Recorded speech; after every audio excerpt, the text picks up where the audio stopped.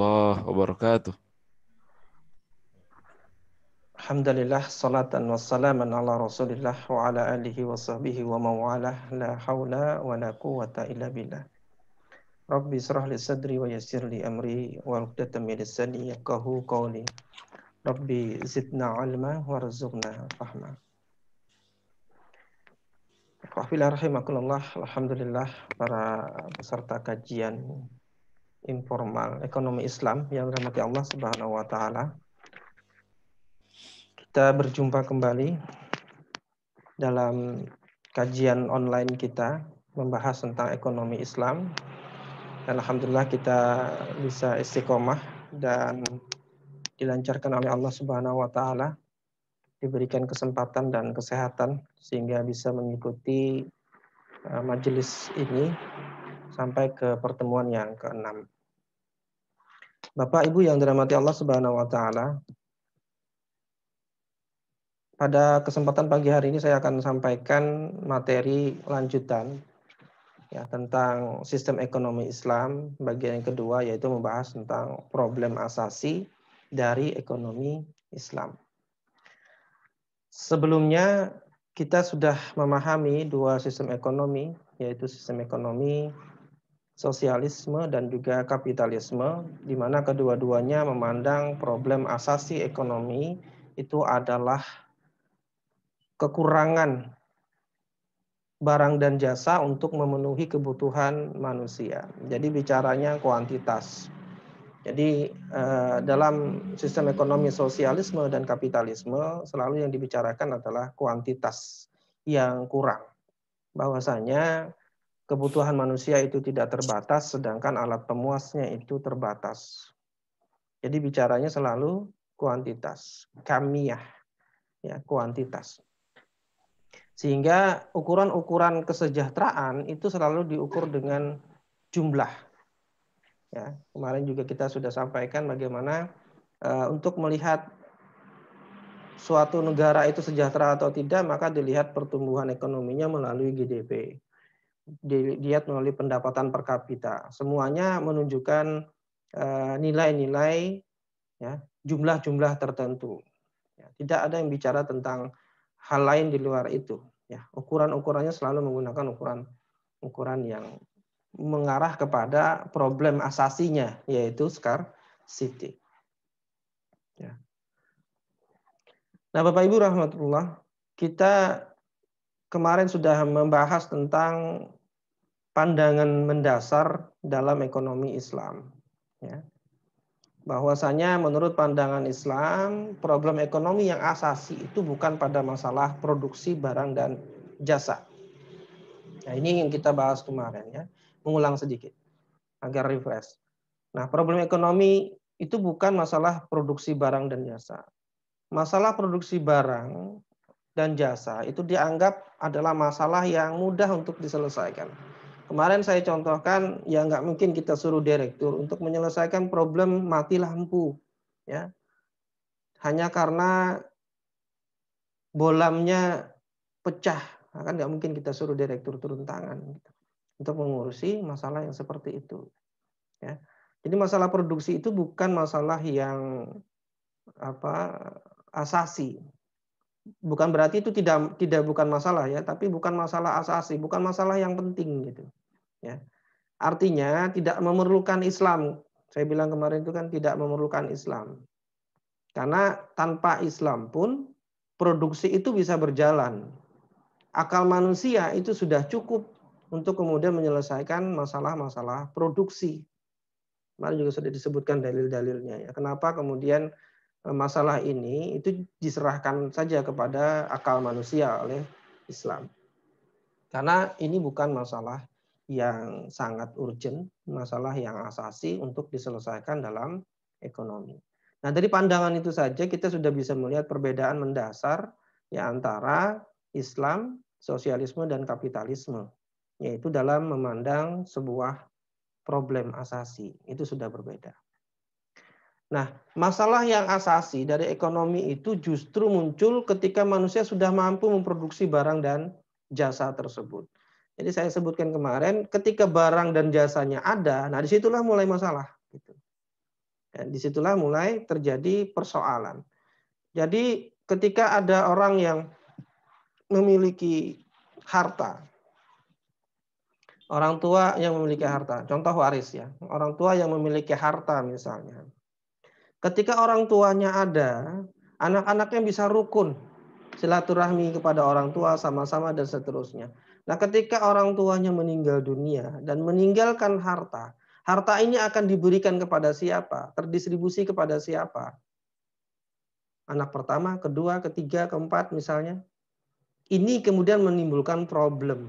Tidak jarang perebutan masalah waris ini menjadikan anak-anak itu kemudian putus silaturahim. Ini tidak sedikit yang terjadi seperti itu. Jadi bukan karena barangnya tidak ada. Barangnya ada itu yang memunculkan problem. Bukan barangnya tidak ada. Ketika barangnya belum ada untuk mereka, ya mereka malah tidak kemudian memunculkan itu sebagai sebuah masalah. Tapi ketika barangnya ada, maka muncullah masalah. Nah, ini pandangan ekonomi. Jadi ketika manusia sudah mampu memproduksi barang dan jasa, maka disitulah masalah asasi ekonomi justru muncul. Ya. Yaitu ketika barang dan jasa itu harus beredar di tengah-tengah masyarakat. Siapa? Masyarakat mana yang boleh mendapatkannya? Ya. Jadi kemarin juga saya ceritakan tentang bagaimana ketika terjadi gempa gitu ya di Bantul, Jogja, masyarakatnya saling berbagi dan seterusnya, ya, merasa sependeritaan, tapi ketika kemudian akan datang bantuan dari pemerintah muncul masalah, rebutan. Nah, ini kan berarti problemnya itu bukan karena ketiadaan barang dan jasa. Bahkan problem yang paling banyak muncul itu adalah ketika barang dan jasa itu sudah ada. Baik, kita lanjutkan, mengulang ya. Jadi problem ekonomi yang dianggap asasi di dalam ekonomi Islam itu adalah masalah interaksi manusia yang terkait dengan barang dan jasa di tengah-tengah manusia itu. Inilah problem ekonomi. Kemarin juga saya sudah sampaikan, problem antara rakyat dengan pemimpin itu adalah problem interaksi antara pemimpin dengan rakyatnya. Ini yang memunculkan masalah politik dan pemerintahan. Jadi problem politik dan pemerintahan itu muncul karena problem interaksi antara pemimpin dan masyarakatnya. Jadi kalau di perusahaan itu ada problem antara pemimpin perusahaan atau direktur perusahaan dengan pekerjanya, itu pasti ada problem interaksi. Masalahnya adalah pada masalah interaksi. Maka perlu panduan syariat di dalam interaksi antara bos dengan karyawan, antara majikan dengan karyawan. Ya, itu perlu. Pasti problemnya itu adalah problem interaksi yang terkait dengan itu. Kemudian terkait dengan sosial. Problem sosial itu karena interaksi yang terjadi antara laki-laki dan perempuan. Oleh karena itu perlu aturan interaksi. Begitu juga kemudian ya terkait dengan barang dan jasa. Nah, interaksi manusia terhadap barang dan jasa inilah yang kemudian memunculkan problem ekonomi. Ya, bukan ketiadaan barang dan jasanya. Jadi dengan kata lain problem ekonomi yang asasi di dalam pandangan Islam itu adalah menyangkut distribusi barang dan jasa di tengah-tengah manusia. Kenapa? Ya kita bisa meninjaunya dalam dua aspek, ya, yaitu tinjauan fakta dan tinjauan dari dalil Al-Quran. Sampai di sana kemarin ya? Ya, sampai di sana kemarin materi kita tentang sistem ekonomi Islam bagian pertama tentang pandangan fundamental ya Islam terhadap ekonomi. Nah, kita lanjutkan. Berarti yang kita lihat sekarang adalah terkait dengan tinjauan fakta dan tinjauan Al-Quran. Benar nggak sih? Kemudian ini yang jadi problem, yaitu masalah distribusi. Ya. Menjadi problem asasi masalah distribusi, bukan masalah produksi. Baik, kita lihat yang pertama, tinjauan fakta dari sistem ekonomi. Nah, ketika manusia itu memproduksi barang dan jasa, kita bisa melihat faktanya. Manusia itu memproduksi barang dan jasa tidak hanya untuk dikonsumsi secara pribadi. Ya, tidak hanya dikonsumsi sendiri-sendiri, tidak. Ya. Kita bisa melihat ya orang petani misalnya, apakah dia kemudian menanam untuk dirinya sendiri? Kan tidak. Ya, dia menanam untuk orang lain. Oleh karena itu muncullah berbagai profesi di tengah-tengah masyarakat, baik itu yang memproduksi barang ataupun jasa, semuanya tidak untuk dirinya sendiri. Nah, ini fakta ya. Jadi ketika kita melihat misalnya penjahit, gitu. Penjahit itu bahkan ya berapa penjahit yang ditemui itu, mereka begitu bagus menjahitkan baju orang lain, tapi baju yang dipakainya sendiri nggak bagus gitu. Ya, baju yang dipakainya sendiri nggak bagus, tapi kalau menjahitkan baju orang lain bagus sekali. Gitu. Ya. Begitu juga tukang bangunan. Tukang bangunan itu membangunkan rumah. Dia membangun rumah orang lain itu kan bagus, hasilnya rapi, tapi rumahnya sendiri nggak bagus. Gitu. Ya. Jadi manusia itu baik memproduksi barang dan jasa itu tidak hanya untuk konsumsinya sendiri. Ini fakta ya. Fakta. Karena manusia itu membutuhkan orang lain, membutuhkan barang juga dari orang lain ya. Oleh karena itu mereka secara alami pasti akan melakukan hal seperti ini. Mereka akan memproduksi barang dan jasa tidak untuk dia konsumsi sendiri. Ini fakta. Nah, sebagian besar barang dan jasa yang diproduksi manusia itu memang untuk kepentingan dan kebutuhan orang lain atau manusia yang lain. Nah, justru aktivitas ekonomi yang paling besar itu didominasi oleh transaksi kan? Karena dia memproduksi barang dan kepentingan atau kebutuhan itu untuk manusia lain, maka selanjutnya adalah yang paling mendominasi itu adalah transaksinya, interaksinya terhadap barang dan jasa itu kepada orang lain. Coba ya. Saya yakin yang ikut kajian ini kebanyakan pengusaha ya. Coba tanya para pengusaha itu, mana yang paling sulit bagi para pengusaha? Mana yang paling menyebabkan problem? Apakah memproduksi barang dan jasanya, ataukah menjual barang dan jasa itu kepada orang lain? Mana yang akan memunculkan problem paling banyak? Hampir semua pengusaha itu kemudian dia mudah membuat barang, ya. Tapi yang susah jualnya. Kalau bikin barangnya gampang. Tapi jualnya susah. Menjual itu kan interaksi. Ya, memenuhi kebutuhan orang lain itu kan membutuhkan interaksi. Kalau memproduksinya sendiri itu lebih mudah. Ya, tapi ketika itu diinteraksikan atau ditransaksikan kepada orang lain, itulah yang kemudian memunculkan problem. Ya. Karena transaksi ini kan kalau kita lihat, kalau para pengusaha itu bisa nanti jual beli ya, untuk barang yang dia punya, sewa menyewa, tukar menukar, pinjam meminjam, utang piutang, memberi dan minta dan sebagainya, berbagai macam transaksi, inilah yang mendominasi kehidupan manusia. Produksi itu ya sekali saja. Ya. Kalau sudah ketemu tekniknya, ketemu teknologinya, produksi itu mudah sekali. Dan sejak revolusi industri, produksi di dunia itu luar biasa besarnya. Ya. Sejak revolusi industri, tidak ada lagi orang yang kekurangan. Tapi ilmu ekonomi kapitalis beserta dengan media-media kapitalis selalu mengangkat berbagai macam krisis di dunia itu disebabkan oleh kekurangan dari barang dan jasa. Contoh ya fakta.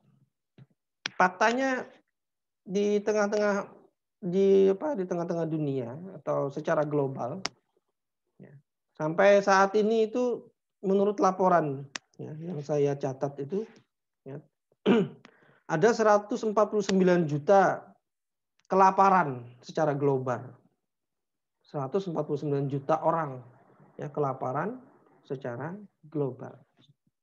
Itu bukan jumlah yang sedikit ya di dunia. Dan 7 juta orang mati kelaparan. 7 juta orang mati kelaparan. Nah, apakah kemudian ya, ini laporan-laporan yang diberikan oleh media-media itu selalu ditunjukkan bahwa itu karena kekurangan pangan. Benarkah kekurangan pangan? Yang pertanyaannya itu harusnya. Nah, tapi kan semuanya diamini, iya betul kekurangan pangan. Ya, orang mati memang nggak makan. Kalau nggak makan ya kurang. Itu kan secara logika sederhana, oh iya ya betul ya kurang makan gitu. Kalau kurang makan mati ya itu sudah selesai. pikiran masyarakat yang awam selesai sampai di situ. Itu masyarakat yang awam berpikir seperti itu wajar. Tapi kalau ahli ekonomi berpikir seperti itu kan kurang ajar. Berpikirnya tidak boleh seperti itu kan gitu. Kalau orang ahli ekonomi tidak bisa berpikirnya sekedar awam gitu. Apakah benar itu karena kekurangan pangan? Bagaimana jumlah produksi pangan di dunia? Itu yang harus dipertanyakan gitu. Kalau benar-benar ahli ekonomi. Tapi kalau kemudian masyarakat awam, ya cukup dia seperti itu memahaminya. Ya. Nah, kenyataannya menunjukkan bahwa proses transaksi ya, yang lebih banyak menimbulkan problem ekonomi dibanding masalah produksi barang dan jasa. Sumber-sumber konflik, pertikaian, perebutan, keserakahan, kezoliman, penindasan, ketidakadilan, penyelewengan, penyimpangan, kesalahpahaman, dan sebagainya, hampir seluruhnya bersumber dari masalah ini, yaitu masalah transaksi, masalah interaksi. Nah, sedangkan masalah produksi itu masalah yang sudah selesai, ya, masalah yang sudah selesai karena kemampuan akal dan teknologi manusia yang tinggi. Kan tidak ada problem yang muncul sebenarnya ya ketika produksi itu, karena produksi itu mudah diselesaikan karena sifatnya terukur, ya, bisa dihitung, bisa direncanakan, bisa diproyeksikan oleh akal manusia. Itu produksi itu. Mau produksi apa? Mau produksi rumah, produksi mobil, produksi sepeda motor. Nah, jumlah sepeda motor di Indonesia itu 100 juta unit banyaknya. Setiap bulan itu 6,5 juta unit sepeda motor yang dibuat. Itu bukan karena ketidakmampuan membuat. Mereka mampu membuat lebih banyak daripada itu. Kenapa hanya segitu? Ya karena yang minta cuma segitu. Ya. Jadi kalau yang minta cuma segitu, ya produksi menyesuaikan permintaan. Kalau yang minta 100 juta unit, kira-kira manusia bisa memenuhi? Nggak bisa. Karena dia sudah tahu teknologinya. Ya, sudah menguasai teknologinya. Jadi kalau cuma segitu, dia bisa. Berapapun yang diminta bisa. Akal manusia bisa. Bisa mengukurnya, bisa menghitung, bisa merencanakan. Teknologinya ada. Gampang. Nah, masalah produksi itu hampir berbanding lurus ya, sekarang itu dengan kemajuan teknologi. Jadi bukan masalah ekonomi lagi. Buktinya apa? Ya buktinya stok pangan dunia lah.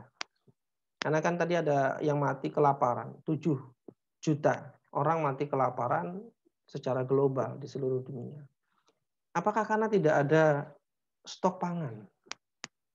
Nah, ternyata stok pangan di dunia itu tahun 2019 kemarin catatannya adalah 2.719 juta ton itu stok pangan global. 2.719 juta ton. Lalu berapa kebutuhan pangan global per tahun? Kebutuhan pangan global per tahun itu hanya 866 juta ton, 866 juta. Itu berapa persen? Hanya 30% dari stock to use-nya. Ya. Dari stock to use-nya itu hanya 30,9%. Stok pangan itu tergunakan untuk kemudian bisa mencukupi seluruh penduduk dunia yang jumlahnya berapa? 7 miliar sekarang misalnya. Itu hanya 866 juta ton. Sedangkan stoknya 2.719 juta ton. Nah, ini sisanya mau diapain gitu. Kenapa kok bisa ada 7 juta orang kelaparan? Jadi problemnya kan bukan masalah produksi, produksinya melimpah. Banyak ya. Luar biasa jumlahnya. Di Indonesia sendiri menurut laporan ADB itu 22 juta orang Indonesia 2019 itu menderita kelaparan, 22 juta orang dari jumlah penduduk 268 juta. Ya. Apakah tidak ada pangan di Indonesia? Ya, kalau Kementan ditanya marah beliau. Enak aja. Kita punya stok pangan. Kalau ditanya kan stok pangan kita aman. Ya, meskipun masa pandemi dibilangnya aman. Kenapa? Ya memang benar aman. Ya karena stok stok di Indonesia itu untuk Januari sampai Juni saja itu ada 15,20 juta ton. Ya, 15,27 juta ton. Sedangkan kebutuhan pangannya, ya, kebutuhan pangan di Indonesia itu,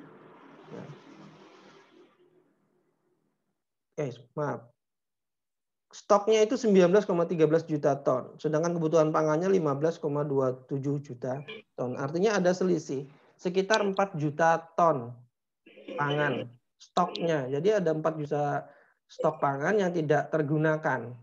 Ya. Lalu kenapa kok ada orang kelaparan, bahkan mati kelaparan di Indonesia? Kan ada beberapa berita yang kita temukan. Kenapa? Ini bukan masalah produksi, bukan masalah ketiadaan barang. Seluruh dunia itu sudah mampu ya memproduksi dengan jumlah barang yang mencukupi bahkan melebihi dari kebutuhan manusia secara global. Nah, jadi problemnya ya secara fakta itu tidak pada produksi.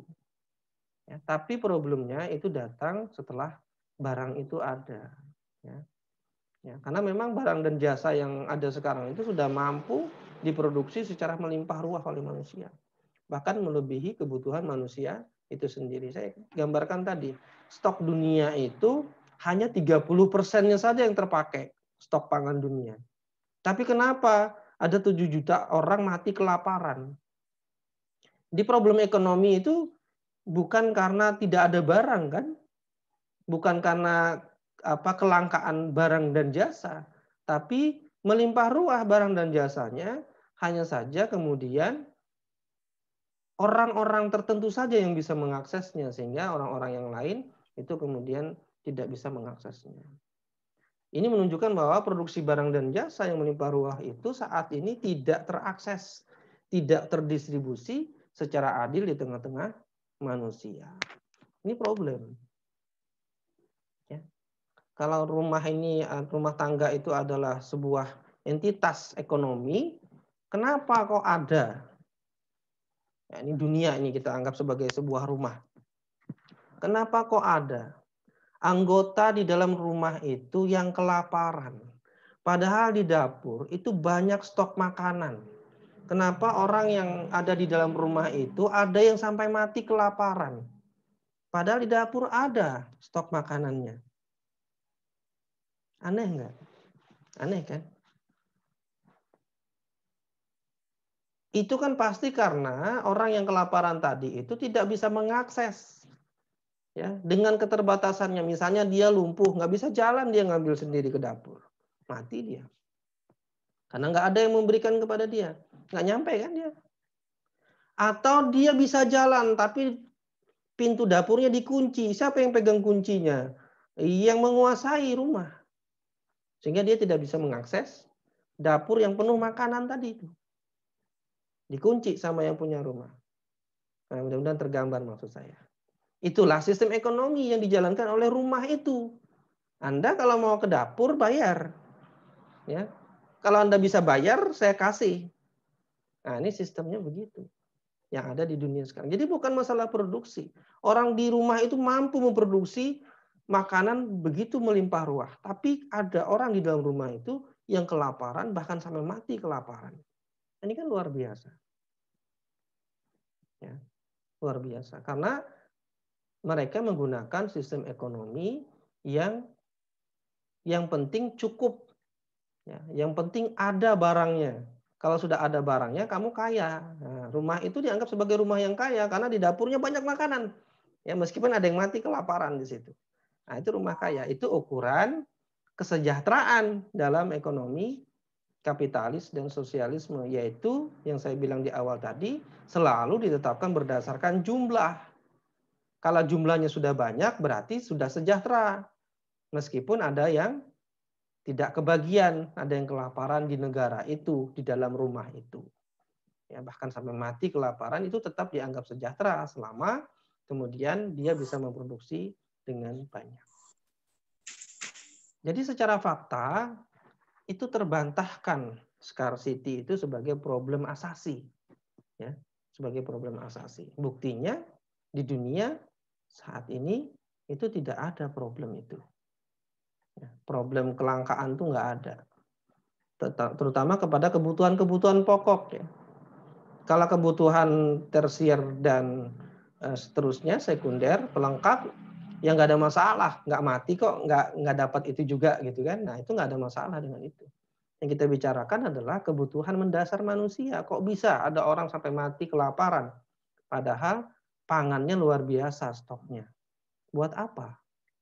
Kenapa tidak bisa mengakses? Nah disitulah, ya, fakta menunjukkan bahwa problem asasi ekonomi itu bukan pada ketersediaan, ya, tapi pada pendistribusian. Kenapa orang tidak bisa mengakses barang dan jasa yang begitu melimpah ruah itu?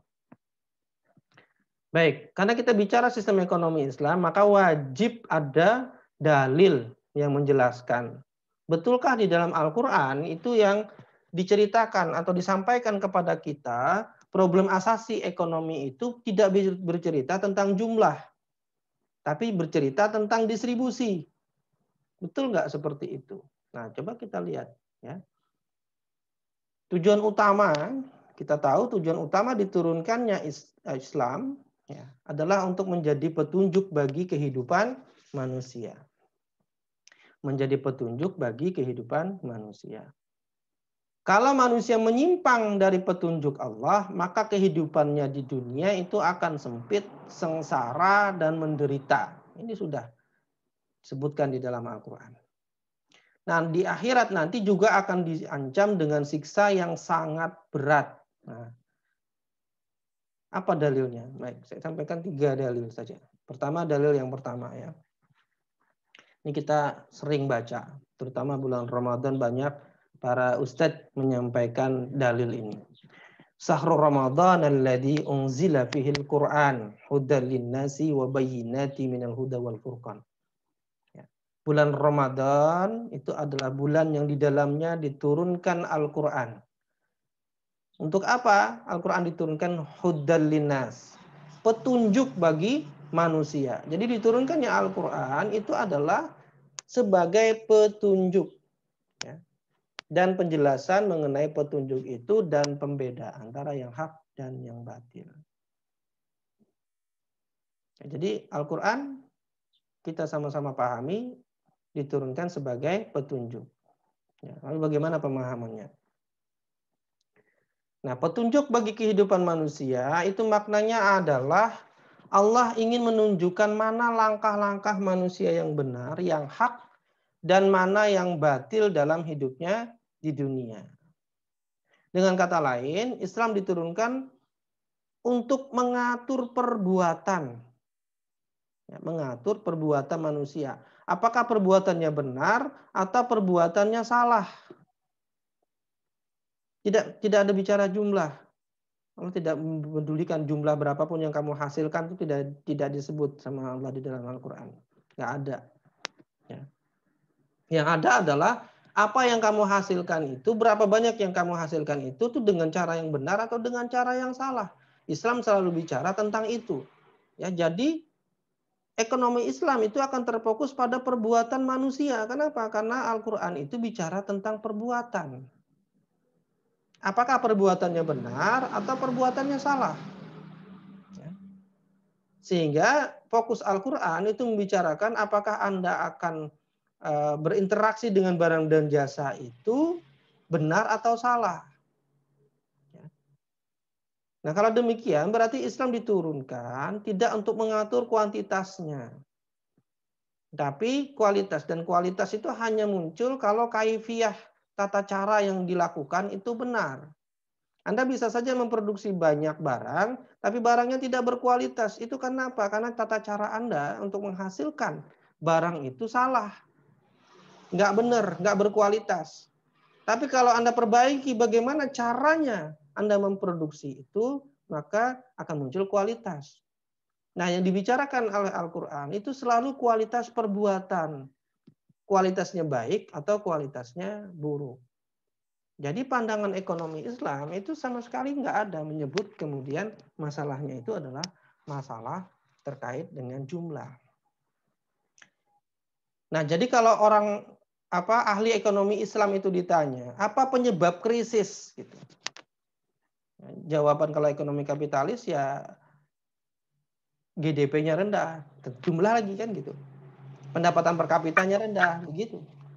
Tidak ada orang yang tidak bisa makan karena kekurangan makanan. Nah, selalu jumlah. Jawabannya orang kalau ekonomi kapitalis ditanya pasti begitu. Ukuran-ukuran kesuksesan ekonomi itu ya ukuran-ukuran yang bersifat kuantitatif. Nah, sedangkan kalau seorang ekonom Islam ditanya kenapa terjadi krisis, jawabannya karena perbuatan manusia. Dahara fasadu fil bari wal bahri bima kasabat aydin nas. Telah nampak kerusakan di darat dan di laut itu karena perbuatan tangan manusia. Perbuatan. Dan kalau ditanya tentang krisis, maka ekonomi Islam akan menjawab waman a'rada an dzikri fa inna lahu ma'isyatan dongka wa nahsyuruhu yaumal qiyamati a'ma. Barang siapa yang berpaling dari peringatanku, dari az-zikri, ya, dari syariat Islam, fa inna lahu ma'isyatan dongka, maka baginya penghidupan yang sempit. Dan kami akan menghimpunkannya pada hari kiamat wa nahsyuruhu yaumal qiyamati a'ma. Pada hari kiamat dalam keadaan buta. Nah, kalau dilanjutkan Quran surah Toha ini, kenapa saya buta? Ceritanya gitu ya. Ya Allah, kenapa saya buta? Padahal di dunia saya itu melihat dan seterusnya. Ya. Itu buta kenapa ya? Karena dulu buta dengan syariat. Nah, nanti di akhirat akan dikembalikan oleh Allah Subhanahu Wa Taala dalam kondisi buta untuk menunjukkan apa? Dulu kamu suruh melihat, tapi tidak mau melihat. Dulu disuruh melihat petunjuk, disuruh melihat cahaya, nggak mau melihat. Nah, sekarang di akhirat dibutakan oleh Allah. Nggak perlu lagi kamu melihat, dikasih kesempatan melihat kan. Di dunia nggak mau melihat petunjuk Allah. Apa pemahaman dalil ini? Berpaling dari peringatanku maknanya adalah menyimpang dari petunjuk Islam. Sedangkan penghidupan yang sempit itu maknanya adalah kesengsaraan hidup di dunia. Nah, kesengsaraan hidup itu termasuk di dalamnya kehidupan ekonomi. Yang diakibatkan karena manusia menyimpang dari petunjuk Islam terkait dengan perekonomian. Nah, kesengsaraan hidup itu tidak dikaitkan dengan banyak sedikitnya barang dan jasa yang mampu diproduksi oleh manusia. Nggak akan ketemu kita membicarakan banyak dan sedikitnya barang. Yang ada itu adalah apakah menyimpang perbuatannya dari Islam ataukah tidak menyimpang perbuatan dari Islam. Selalu begitu. Di kesempitan hidup itu di dalam Al-Quran disebutkan karena apa? Karena penyimpangan terhadap syariat. Perbuatan itu yang menyimpang. Nah, karena perbuatannya menyimpang, maka muncullah kesempitan hidup. Muncullah fasad, muncullah kerusakan-kerusakan. Oleh karena itu, ketika kita bicara sistem ekonomi Islam, kita akan bicara tentang aturan-aturan perbuatan. Tentang aturan-aturan interaksi di tengah-tengah manusia. Selalu begitu dalam ekonomi Islam. Tidak bicara tentang bagaimana jumlah produksi, tidak. Tapi bagaimana Anda kemudian mengatur kehidupan masyarakat, siapa yang boleh memperoleh barang ini, siapa yang tidak boleh memperoleh barang ini. Bagaimana kemudian suatu barang boleh diambil dari masyarakat, bagaimana barang itu tidak boleh diambil dari masyarakat. Itu semua aturan sistem. Termasuk dalam yang mikro, perbuatan yang diatur. Bagaimana membuat akad yang benar, bagaimana berinteraksi yang benar, ya, antara karyawan, pimpinan, antara jual beli, penjual dan pembeli, penyewa dan yang menyewa, semua diatur itu perbuatannya, bukan jumlahnya. Yang diatur itu semuanya adalah kaifiyah, bagaimana tata caranya. Sama-sama dapat 10%. Yang satu dapat dari mengutangkan uang, dapat 10%. Ya. Yang satunya dengan jalan jual beli kredit, sama-sama 10% marginnya, untungnya. Kan sama tuh. Tapi dalam Islam melihatnya tidak melihat 10%-nya. Yang dilihat adalah bagaimana akadnya. Bagaimana akadnya. contoh ekstrim ya. Kenapa ya Islam itu hanya melihat terkait dengan bagaimana akad dan perbuatannya. Misalnya ada yang mohon maaf nih ya, mendatangi pelacur. Berapa? Tawar-menawar terjadi kan? Tawar-menawar terjadi. Berapa semalam? Wah, akhirnya dapat angka 300.000 semalam. Dan terjadilah ya, perbuatan zina malam itu. Perbuatannya kan sama ya, hubungan seksual. Kemudian ada orang lain yang melakukan seperti itu. Misalnya ini contoh ya, contoh ekstrim saja. Dia melakukan akad nikah. Maharnya 300.000. Malamnya melakukan hubungan. Paginya cerai. Kan aktivitasnya sama dengan perempuan itu melakukan hubungan seksual. Yang satu dikatakan zina, yang satunya halal. Meskipun cerai gitu, tapi tetap halal hubungannya. Kenapa? Apa yang membedakan? Yang kedua itu adalah akad nikah. Sedangkan yang pertama itu akad ijaratul ajir. Ya. Pelacur itu kan ijaratul ajir kan itu. Tapi ijaratul ajir dengan jasa atau manfaat yang haram. Beda kan? Jadi yang diperhatikan oleh Islam apa? Yang diperhatikan oleh Islam adalah perbuatan itu sesuai dengan akadnya atau tidak. Nah, itulah Islam ya. Jadi sistem ekonomi Islam, ahli ekonomi Islam ketika ditanya kenapa krisis, itu karena menyimpang dari aturan Islam. Nah, karena penyimpangan dari aturan Islam itulah terjadi krisis ekonomi. Tidak pernah bicara tentang jumlah. Ya, jumlah itu sesuatu yang remeh, ya, karena sesuatu yang bisa diselesaikan oleh akal manusia ya, dengan mudah. Tapi bagaimana perbuatannya, bagaimana interaksinya, itulah pandangan ekonomi Islam terhadap masyarakat. Ini dalil kedua ya. Sehingga pengaturan perbuatan manusia yang terkait dengan barang dan jasa inilah yang merupakan masalah yang asasi dibanding masalah produksi. Ya. Dalil yang ketiga yang terakhir. Agak panjang ya. Ini dalam Quran surah Al-Insan ayat 2 sampai 4. Inna khalaqnal insan min nutfah amsajin nabtalihi faja'alnahu sami'an basyira. Sesungguhnya kami telah menciptakan manusia dari setetes mani yang bercampur, yang kami hendak mengujinya. Jadi penciptaan manusia itu sebenarnya untuk diikutkan ujian. Jadi setiap kita itu lahir ke dunia itu masuk ke dalam ruang ujian. Nah, itu ya yang harus dipahami. Apa ujiannya? Ujiannya adalah perintah dan larangan. Untuk bisa ujian itu ada syaratnya. Syaratnya apa? Manusia itu memiliki kemampuan mendengar dan melihat. Makanya dalam pemahaman Islam tentang proses berpikir, ya, kalau seseorang itu tidak punya pendengaran tapi punya penglihatan, itu hilang setengah kemampuan berpikirnya. Ya, sehingga dia ini dapat prioritas ya. Prioritas kemudian untuk diangkat pena pada sebagian yang tidak bisa dia pahami gitu. Atau kemudian dua-duanya hilang, sejak lahir tidak bisa melihat, tidak bisa mendengar. Turufi al-qalam itu. Kenapa? Proses berpikirnya nggak bisa. Ya, jadi kalau orang itu kehilangan pendengaran dan penglihatan sejak lahir, maka dia tidak bisa memahami apapun. Bagaimana dia bisa memahami? Tidak bisa informasi masuk. Karena dua pintu informasi itu hilang. Tidak bisa mengakses ke dalam dirinya gitu. Nah, sehingga orang seperti ini boleh nggak ikut ujian kan? Ya, dia dapat prioritas langsung masuk surga. Kenapa? Nggak ada hukum syara yang bisa dia tangkap. Gitu.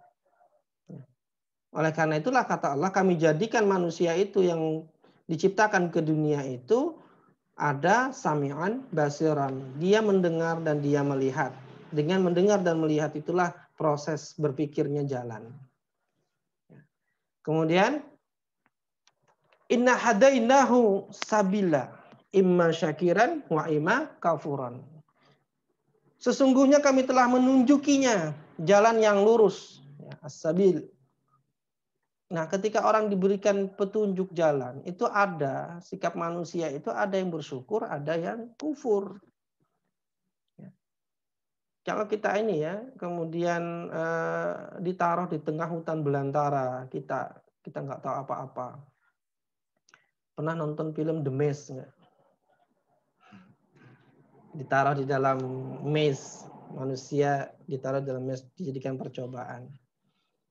Kalau orang itu ditaruh di tempat yang dia tidak kenali, tidak tahu, dan tidak mengerti kemana dia harus pergi. Kemudian ada orang yang memberikan peta jalan kepada dia, memberikan peta jalan. Peta jalan untuk keluar dari situ dan mendapati sesuatu yang membahagiakan, pulang ke rumahnya misalnya. Kira-kira orang itu akan bersyukur atau tidak? Orang yang sudah dalam kondisi sudah nggak punya jalan lain lagi, nggak tahu harus melakukan apa untuk keluar dari tempat yang membingungkan itu, ketika dikasih petunjuk atau peta jalan untuk pulang ke rumahnya, itu pasti akan luar biasa bersyukur. Memang normalnya begitu manusia. Tapi ada juga yang sok manusia itu. Karena dia merasa punya akal, dia merasa punya pikiran, oh saya ini udah terlatih untuk mencari jalan pulang. Bisa gitu ya. Nah, saya ini punya akal, saya ini orang pinter. Nggak perlu petunjuk-petunjuk. Nah, ini ada nggak manusia yang begini? Ada kan? Yang kalau dikasih Al-Quran dan Sunnah itu, apa itu? Nah, kita tuh bisa menyelesaikan. Semua problem itu bisa diselesaikan akal manusia. Nah, kan begitu ya. Nah, karena itu Allah mengatakan, imma syakiran wa imma kafuran. Ada label. Ada orang yang syakiran, ada orang yang kafuran. Kufur. Inna a'tadna lil kafirina salasila wa aghlala wa sa'ira. Ya. Sesungguhnya kami menyediakan bagi orang-orang kafir itu rantai, belenggu, dan neraka yang menyala-nyala. Nah. Bagaimana kita memahami petunjuk Allah ini? Ya. Allah telah memberi petunjuk jalan yang lurus. Maknanya, selain petunjuk Allah, itu adalah jalan yang bengkok, jalan kesesatan. Jadi sistem ekonomi kapitalis, sistem ekonomi sosialis itu adalah jalan yang bengkok, jalan kesesatan. Ya. Nggak boleh kita pakai. Bagi yang mau mengikuti petunjuk itu disebut bersyukur kepada Allah, yang mau mengikuti hukum ekonomi Islam itu, itulah manusia yang bersyukur. Sedangkan yang tidak mau mengikuti itulah manusia yang kufur. Nah, Allah telah menyiapkan siksa yang sangat berat di akhirat bagi manusia yang tidak mau mengikuti petunjuk Allah. Dengan demikian, mengikuti petunjuk itu bukan merupakan pilihan bebas bagi manusia. Tapi mengikuti petunjuk itu merupakan kewajiban dan pilihan satu-satunya. Jadi ketika Allah memberikan petunjuk itu nggak ada pilihan lain sebenarnya bagi manusia. Karena Allah sudah mengancam, kalau nggak mau ikut petunjuk saya, kalau tidak mengikuti petunjukku, kata Allah, maka aku sediakan neraka yang menyala-nyala. Akan disiksa oleh Allah Subhanahu wa taala. Ini kan sebenarnya adalah wujud sayangnya Allah kepada manusia. Manusia itu sudah diberikan semua fasilitas kehidupan di dunia. Disediakan semua barang dan jasa untuk memenuhi kebutuhannya di dunia. Kemudian dikasih petunjuk oleh Allah supaya sejahtera. Dikasih petunjuk oleh Allah supaya bahagia. Manusianya kemudian kufur. Maka Allah katakan bagi yang kufur, yang mengingkari petunjukku, maka aku sediakan neraka yang menyala-nyala. Dari sisi petunjuk, ya, bahwasanya petunjuk Allah itu tidak memiliki alternatif. Anda nggak bisa pilih yang lain, harus pilih petunjuk Allah. Karena Allah lah penguasa dunia dan akhirat. Silakan, memang Anda punya kebebasan. Kebebasan berpikir, kebebasan memilih. Mau ikut petunjuk atau tidak. Tapi konsekuensi dari petunjuk itu, kalau tidak diikuti adalah neraka. Itu konsekuensi. Ya, Anda bebas, tapi pilihan bebas Anda memiliki konsekuensi. Anda tidak bisa kemudian terserah saya. Ya, kan tadi kan mau diuji. Manusia diciptakan kan untuk diuji. Itu sama kayak orang panitia balap lari. Ya. Siapa yang mau masuk, ikut balapan, dan memperoleh hadiah, piala, ya daftar dulu. Ikuti seluruh peraturan. Larinya di lintasan. Mulai larinya kapan diatur. Panjang lintasannya diatur. Nggak boleh ini, nggak boleh itu. Ya. Kalau mulai juga nggak boleh duluan. Nah, ketika orang sudah mulai, kemudian ada orang yang kemudian ikut juga. Dan larinya memang kenceng, sampai duluan. Kira-kira dapat hadiah atau enggak? Ya nggak bisa dapat. Ya ikutin aturan. Ya. Terserah saja dia berpikir, terserah saya mau lari sendiri. Ya terserah kamu memang, tapi hadiah kan punya saya. Kalau hadiah punya saya nggak ngasih kan terserah saya. Nggak bisa Anda ngambil hadiahnya. Nah begitulah kira-kira ya. Allah yang menyediakan dunia dan seisinya. Allah ingin menguji kita dengan perbuatan mana yang benar, mana yang salah. Ya, kemudian Allah memberikan hadiah bagi yang bersyukur dan menyiksa bagi orang-orang yang kufur. Nah, begitulah Al-Quran bicara tentang sistem ekonomi, ya, bahwa sistem ekonomi Islam itu akan bicara perbuatan manusia yang benar atau salah. Yang dibicarakan adalah masalah pendistribusian, ya, bagaimana kemudian berinteraksi dengan barang dan jasa. Ya, itulah masalah utama ekonomi. Jadi kesimpulannya, problem ekonomi yang asasi menurut pandangan ekonomi Islam itu adalah distribusi barang dan jasa di tengah-tengah manusia. Ekonomi Islam fokusnya pada perbuatan manusia, tidak pada kuantitas barang dan jasanya, sebagaimana dalam ekonomi kapitalis maupun sosialis. Ekonomi Islam bersifat mengikat terhadap seluruh manusia, dan Allah telah menyiapkan siksa bagi yang menyimpang darinya. Jadi belajar ekonomi Islam, belajar bisnis Islam itu hukumnya wajib. Mengikat, ya Anda nggak bisa pilih model lain. Ya. Anda tidak bisa pilih model, saya mau kapitalis aja lah untuk bisnis saya, enggak bisa. Kalau Anda Muslim, maka Anda diikat untuk belajar ekonomi Islam. Ya. Karena ini wajib fardu ain. Ya. Jadi kita ini sedang melaksanakan fardu ain ini. Ya. Jadi nggak main-main. Kuliah kita ini adalah kuliah untuk menyelesaikan kewajiban sebagai seorang Muslim. Kalau kita belajar yang lain kemudian menerapkannya, maka Allah sudah menyiapkan siksa bagi orang yang menyimpang. Nah, lalu selanjutnya bagaimana? Selanjutnya bagaimana pemecahan dari ekonomi Islam terhadap problem asasi tersebut, yaitu problem distribusi atau interaksi manusia terhadap barang dan jasa. Ya, jangan kemana-mana. Nah, kita akan ikuti segmen selanjutnya pekan depan, insya Allah. Baik, demikian yang bisa saya sampaikan. Assalamualaikum warahmatullahi wabarakatuh. Saya kembalikan kepada Mas Sakti. Tafadhol. Ya, baik. Syukran wa jazakallahu khairan, Ustaz.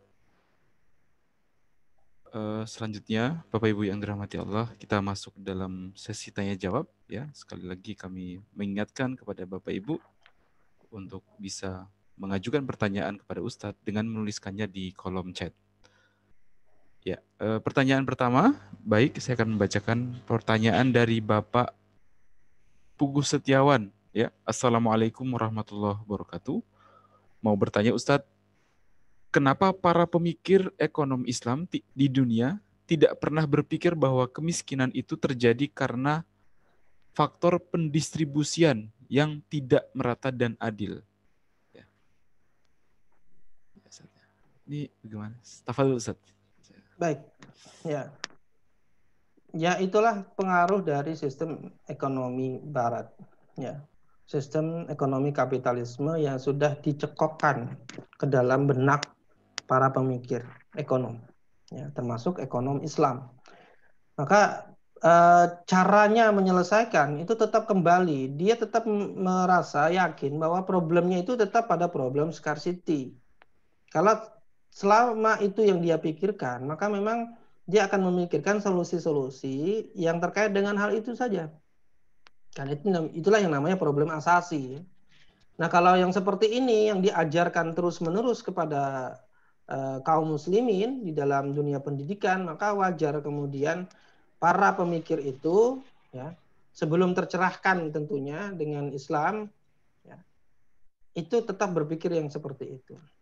Orang berpikir ekonomi Islam itu kan ada yang berpikir sistemik, ada yang berpikir parsial. Ada yang berpikir sistemik itu utuh satu tubuh gitu. Ya. Kalau kemarin saya menyampaikan tamsilnya adalah sebagaimana pohon yang punya akar, batang, daun, dan buah, ya. Maka sistem ekonomi Islam kan harus dikaji mulai akar, ya, batangnya, pokoknya, ya, ranting-rantingnya, daun-daunnya sampai buahnya, kan harus begitu mestinya. Tapi yang terjadi kan tidak begitu. Yang terjadi itu kan ekonomi Islam parsial. Bagaimana produk-produk kapitalis kemudian diislamisasi, gitu. Makanya kan kemarin saya katakan banyak sekali kan produk-produk kapitalis itu kemudian dilabeli halal Islam. Gitu ya. Leasing Islami, leasing syariah, stok market syariah, ya. Kenapa? Ya berpikirnya parsial gitu. Kalau kita ibaratkan Islam itu sebagai satu tubuh, ya, sebagai satu tubuh, itu kan ada jantung, ada aliran darah. Ekonomi itu ibaratnya adalah jantung yang memompa aliran darah gitu. Nah, tapi kalau dalam ekonomi kapitalis itu, jantungnya ekonomi kapitalis itu adalah perbankan dan pasar modal. Itulah yang memompa aliran darahnya kapitalis gitu. Kalau itu dimatikan habis itu ekonomi kapitalis sebenarnya. Nah, bagaimana itu kemudian bisa diselesaikan? Ya, makanya ketika kita ingin bagaimana runtuhnya sistem ekonomi kapitalis, ya kalau perbankan, ribawi dan juga pasar modal itu habis. Tapi kan perbankan dan pasar modal ribawi itu tidak akan habis selama negaranya tetap menganut sistem ekonomi kapitalis. Ya, saya pikir karena itu ya, karena memang pengaruh pembelajaran yang diberikan oleh para ekonom-ekonom di dalam mengajarkan ekonomi Islam di kampus-kampus itu memang tidak sampai ke akarnya, tidak sampai ke pembahasan asasinya gitu. Apa sebenarnya problem asasinya? Seperti yang kita bahas saat ini ya. Kita ada 2 kali pertemuan bahas problem asasi untuk membuktikan bahwasannya problem asasi itu distribusi, bukan problem produksi ya. Buktinya sudah jelas ya dengan kajian fakta dan kajian dalil bahwa problemnya adalah problem distribusi, bukan problem produksi. Kan sudah jelas. Kalau mau ekonomi Islam, ya ambil dari Al-Quran dan Sunnah. Coba lihat, mana Al-Quran dan Sunnah yang bicarakan masalah problem ekonomi itu terkait dengan produksi, terkait dengan jumlah. Nggak ada. Yang ada itu adalah membicarakan bagaimana perbuatan manusia terhadap barang dan jasa. Itu menunjukkan problemnya itu ada pada interaksi manusia terhadap barang dan jasa. Barang dan jasanya ada, tapi siapa yang boleh memperolehnya? Ini kan masalah interaksi, ini masalah transaksi. Ya, dalam kata lain, kalau kita bicara ekonomi, siapa yang boleh mendapat apa? Ini bicara distribusi. Kan gitu. Ketika barang yang tadi saya ceritakan ada stok pangan yang melimpah ruah sampai 2.700 juta ton. Itu kan melimpah ruah. Padahal kebutuhannya nggak sampai 1 juta ton. Cuma 866.000 ton. Itu cuma 30% dari stok pangan dunia. Lalu siapa yang boleh dapat, siapa yang tidak boleh dapat? Harusnya kalau dibagikan rata saja kan cuma 30%. Nggak habis. Tapi kenapa ada 7 juta orang meninggal dunia? Ini kan problemnya distribusi, bukan problem produksi. Nah, ini sebenarnya kajian yang mestinya dilakukan oleh para dosen-dosen ekonomi kalau dia mau mengajarkan ekonomi Islam. Ya, dikaji dulu dari mendasar.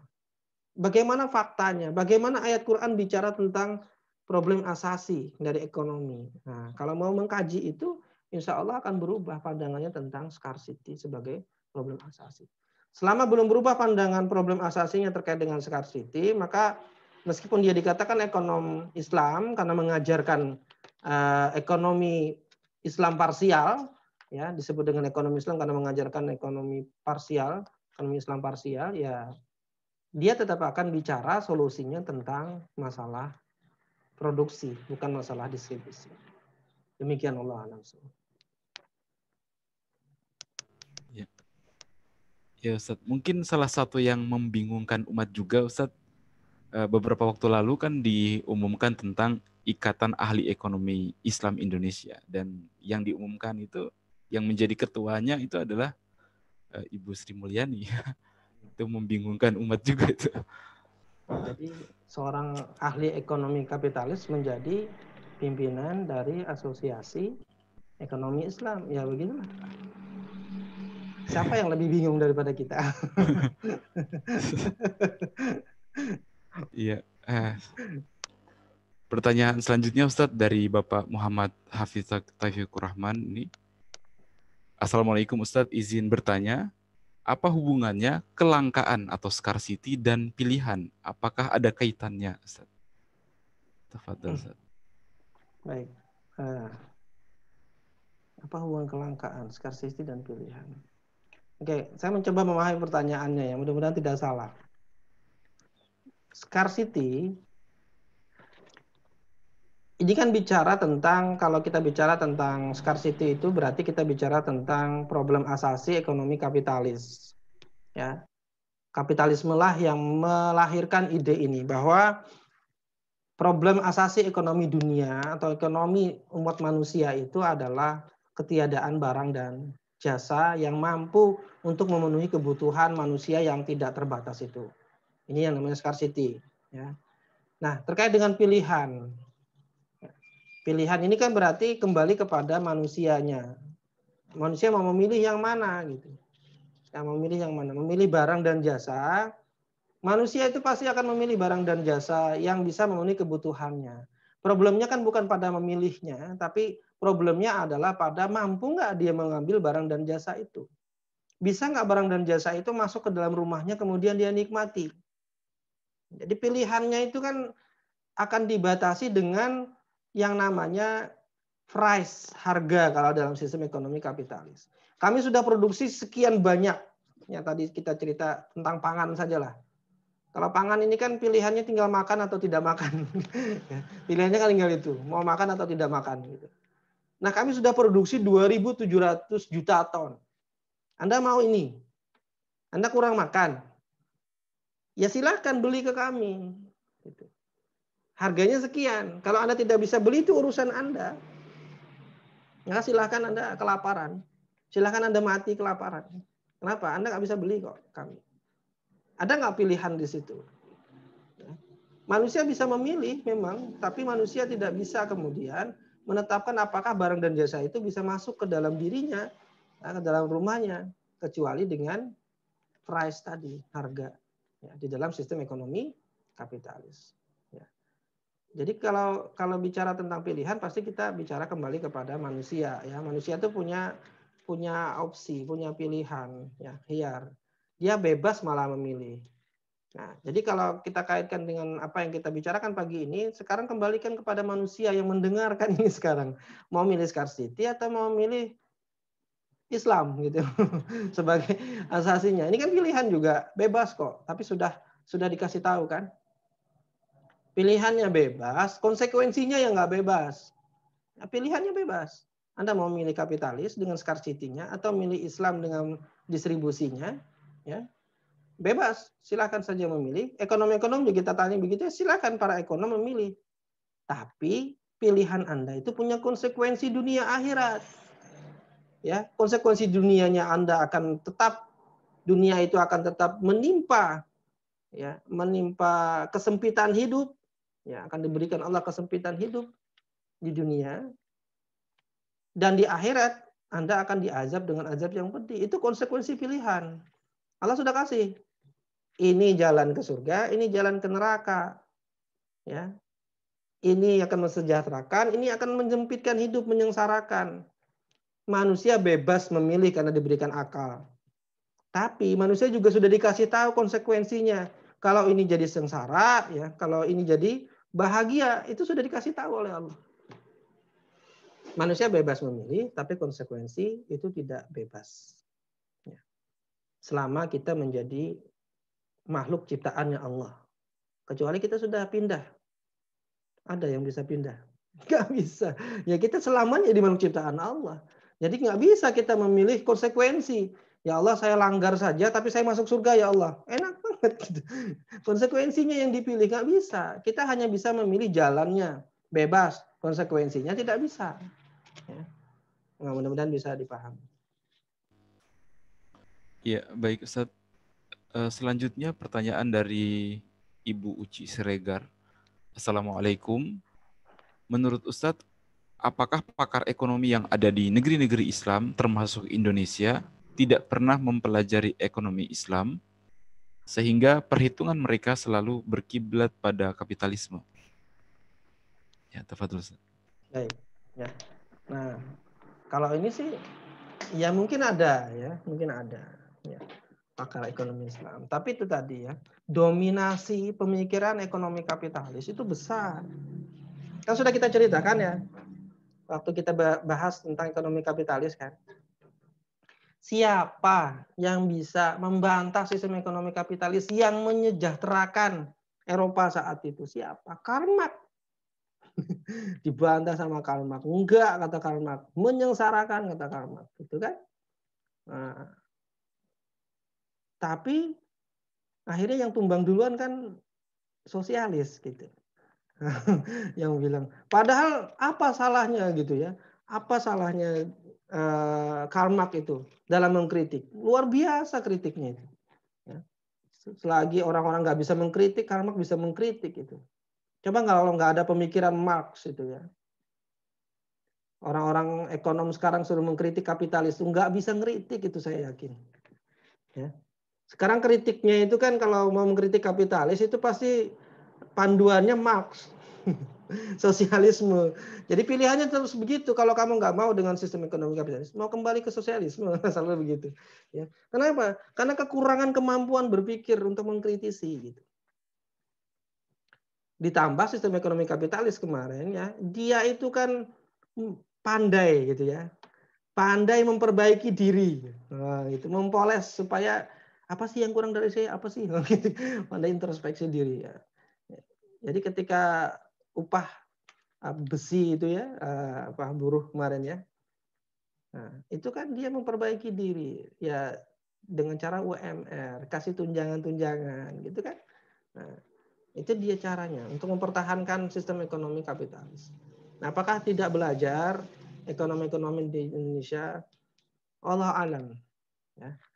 Belajar mungkin, tapi salah belajar bisa jadi juga. Ya.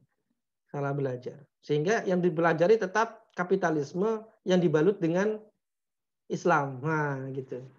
Tetap saja. Jadi yang saya sampaikan tadi. Jadi kalau kita belajar pembahasan sistem ekonomi Islam ya, di universitas-universitas Islam, itu kira-kira yang membahas sistem ekonomi Islam dengan cara seperti ini, itu bisa ditunjuk jari kayaknya.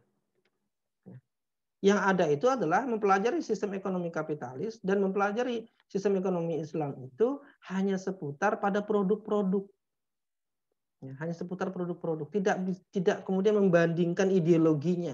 Lahirnya dari mana, bagaimana akarnya, bagaimana jantung perekonomiannya. Itu nggak pernah dibedah gitu. Ya, kalau itunya tidak dibedah, ya selamanya tetap ekonomi kapitalis meskipun dibajui Islam.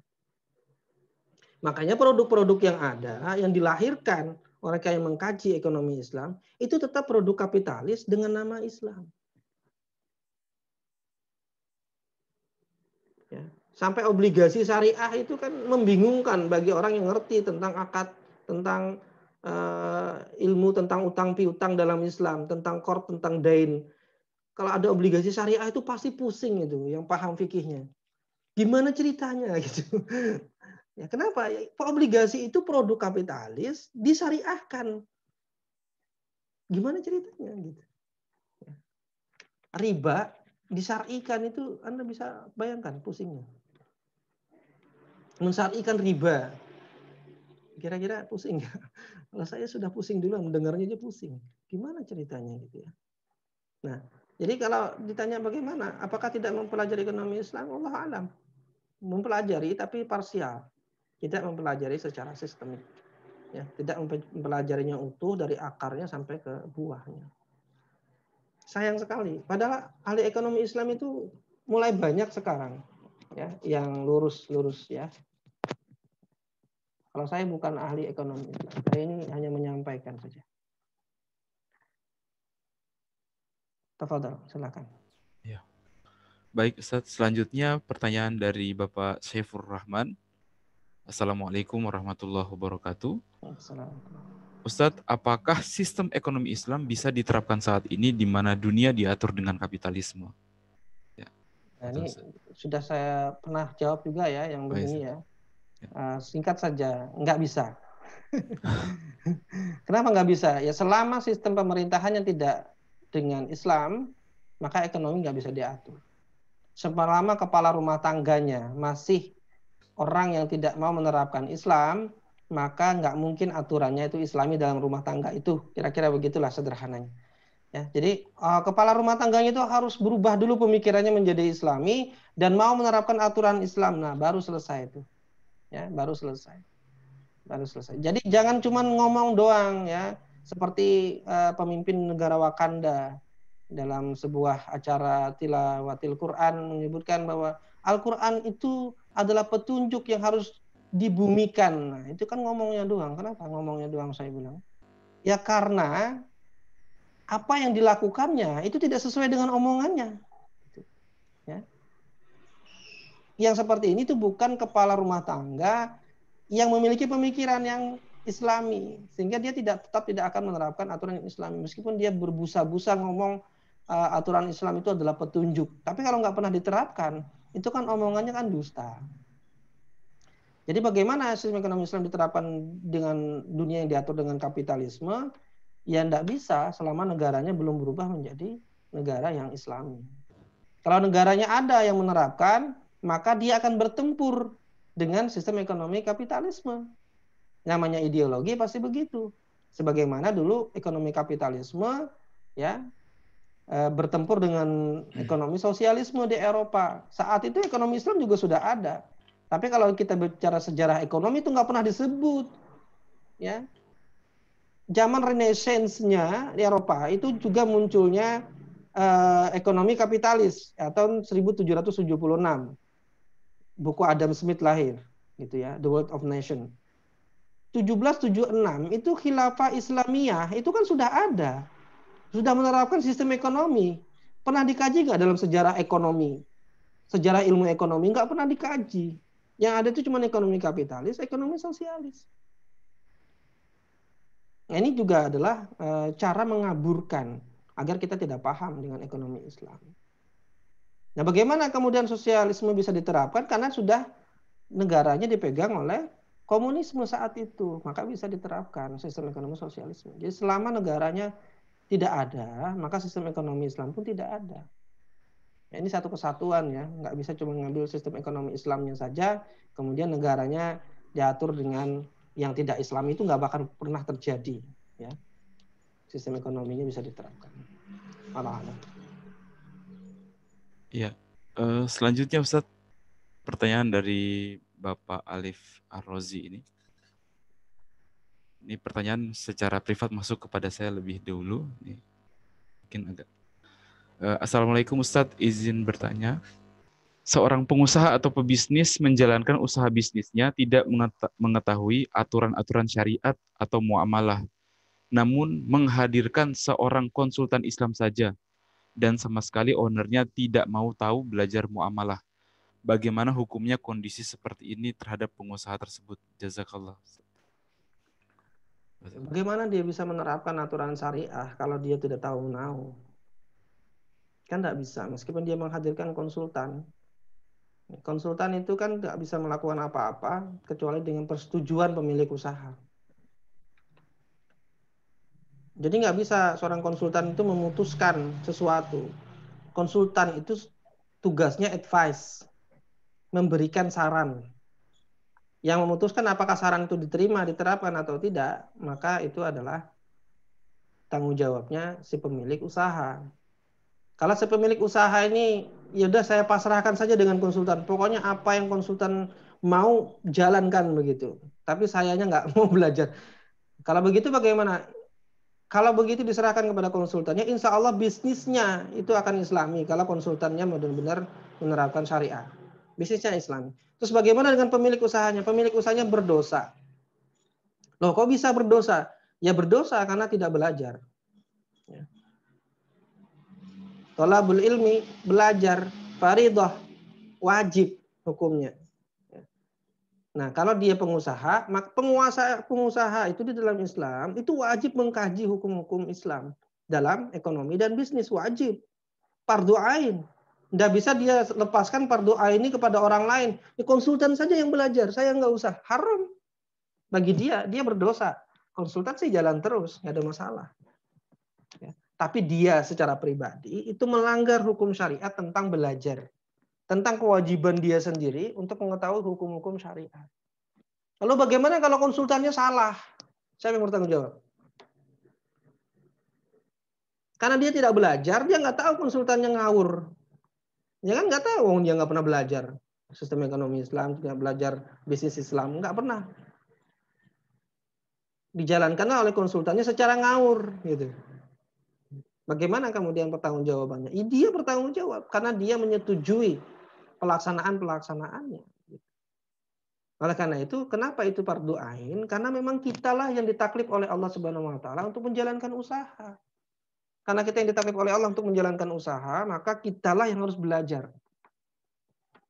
Konsultan itu mempermudah, membantu kita. Ada hal-hal yang tidak bisa kita kaji dengan cepat, tapi usaha kita butuh kecepatan. Konsultan itu dia bisa mengarahkan. Ya. Nah, konsultan yang baik itu tidak memberikan cuma sekedar hasil ini haram, ini halal, tanpa menunjukkan dalilnya. Ya. Nah, konsultan yang baik itu dengan dalil-dalilnya secara rinci gitu. Ini kenapa nggak boleh?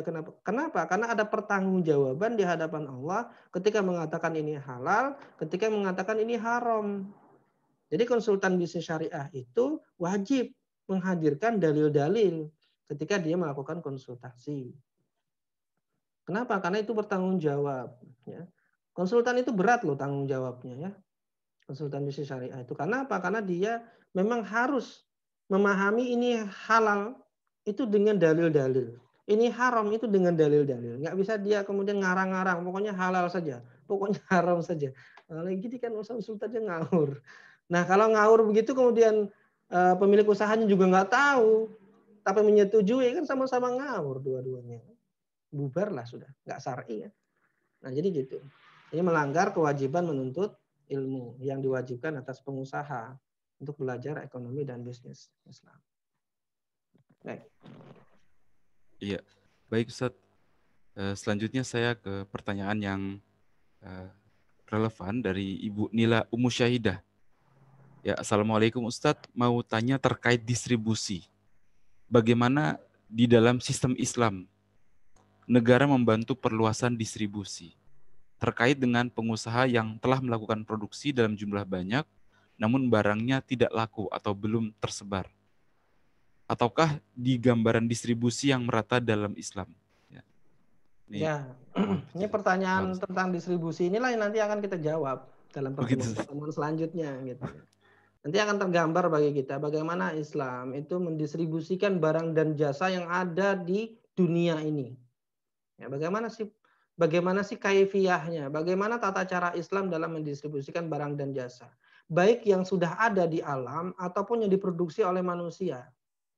Ya. Dalam tesis saya tentang industri, saya pernah membuat sebuah model. Bagaimana model mendistribusikan sumber daya alam di dalam sistem ekonomi Islam gitu. Nah, di sana disebutkan ya. Pertama itu yang paling penting adalah mengerti tentang kepemilikan karena distribusi ini itu sangat erat kaitannya dengan kepemilikan. Ya, distribusi itu sangat erat kaitannya dengan kepemilikan. Pendistribusian itu tergantung dengan kepemilikannya. Ya, kepemilikan yang dimaksud apa? Siapakah yang diizinkan oleh syariat untuk memiliki barang-barang dan jasa-jasa yang ada di muka bumi ini? Apakah individu itu boleh memilikinya? Apakah komunitas itu boleh memilikinya? Maksudnya masyarakat secara umum. Ataukah negara saja yang boleh memilikinya? Nah ini diatur oleh Islam. Dengan pengaturan kepemilikan inilah kemudian yang menjadi dasar pendistribusian. Jadi sebanyak apapun yang diproduksi oleh negara, sebanyak apapun yang diproduksi oleh komunitas, sebanyak apapun yang diproduksi oleh individu, itu nanti ada aturan pendistribusiannya. Ya, ada aturan Islam bagaimana melakukan pendistribusiannya. Ya. Termasuk bagaimana kemudian barang-barang atau sumber daya alam yang sudah diciptakan oleh Allah untuk memenuhi kebutuhan manusia. Siapa yang boleh mengambilnya? Kalau ada tambang emas misalnya ya, itu siapa yang boleh mengambil tambang emas itu? Siapa yang boleh memiliki tambang emas itu? Kalau ada batu bara, siapa yang boleh mengambil batu bara itu? Siapa yang boleh mengambil minyak bumi itu? Nah, itu semua ada aturannya di dalam Islam. Kalau sudah diambil terus bagaimana cara mendistribusikannya? Ya. Jadi distribusi pertama itu adalah apakah kita berhak memiliki suatu barang dan jasa, itu pertama. Distribusi pertama dalam Islam. Apakah kita memiliki hak untuk memilikinya? Sehingga barang itu bisa ke kita. Setelah barang itu ke kita, apakah kemudian barang itu kita distribusikan kepada orang lain? Bagaimana cara kita mendistribusikan kepada orang lain? Dibagi-bagikan gratis dengan cara muamalah, bil iwat dengan kompensasi, atau bagaimana nanti? Nah, itu nanti diatur secara rinci. Aturan Islam dalam perkara itu tuh rinci sekali. Ya, rinci sekali. Ya, oleh karena itu penting kemudian untuk memahami itu nanti terlebih dahulu, ya. Nah, karena problem mendasarnya adalah distribusi, lalu bagaimana Islam memecahkan persoalan distribusi itulah yang menjadi pembahasan dalam sistem ekonomi Islam, ya, secara mayoritas atau dominasi pembahasan ekonomi Islam itu membahas masalah distribusi itu. Insya Allah nanti kita akan ketemu jawabannya ya. Tadi sudah saya singgung-singgung sedikit lah. Kan jangan kemana-mana kan tadi. Iya baik Ustadz. Iya baik Bapak Ibu yang dirahmati Allah. Mungkin demikian pertemuan kita pada pagi hari ini tentang bagian kedua dari sistem ekonomi Islam. Ya, ada pertanyaan tersisa yang saya lihat sudah dijawab oleh Ustadz pada pertemuan-pertemuan yang lalu. Ya, jadi pertanyaan ini saya lihat sama dengan pertemuan yang lalu. Ya, mungkin nanti bisa dilihat rekamannya di link pada WA grup kita, insya Allah. Mungkin selanjutnya Ustadz bisa memberikan closing statement dari pertemuan kita pada pagi hari ini. Tafadhol. Baik ya, ini pertemuan kita yang ke-6, kita sudah masuk ke dalam pembahasan yang krusial, yang inti, ya, dengan 2 kali pertemuan ini kita sudah membahas dan membantah tentang problem mendasar, problem asasi dari sistem ekonomi, ya. Dan kita sudah mendapati, ya, dengan meyakinkan bahwasanya berdasarkan fakta dan juga berdasarkan dalil-dalil Al-Quran, bahwa problem ekonomi di dalam Islam itu membicarakan tentang distribusi, bukan produksi sebagaimana sistem ekonomi kapitalis dan sosialisme. Nah, oleh karena itu, kalau kita sudah mengerti problemnya, nah tinggal bagaimana solusinya. Ya, bagaimana solusi yang diberikan Islam agar problem asasi itu terpecahkan. Ya. Dan ketika problem itu terpecahkan, maka mestinya yang lahir adalah kesejahteraan, kan begitu ya. Demikian yang bisa saya sampaikan. Insya Allah kita lanjutkan kelas kita pada pekan depan, majelis kita di pekan depan. Wallahul a'lam. Hadanallahu ajmain. Assalamualaikum warahmatullahi wabarakatuh. Waalaikumsalam warahmatullahi wabarakatuh.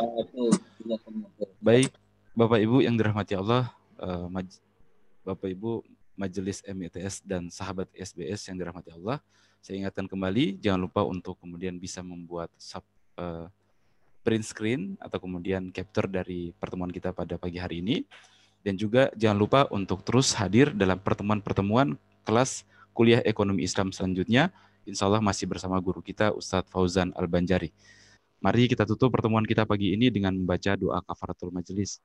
Subhanaka Allahumma wa bihamdika asyhadu alla ilaha illa anta astaghfiruka wa atubu ilaih. Billahi taufik wal hidayah. Assalamualaikum warahmatullahi wabarakatuh. Waalaikumsalam warahmatullahi wabarakatuh. Ustaz Fauzan Al-Banjari. Assalamualaikum warahmatullahi wabarakatuh, Ustaz. Sama-sama, izin juga.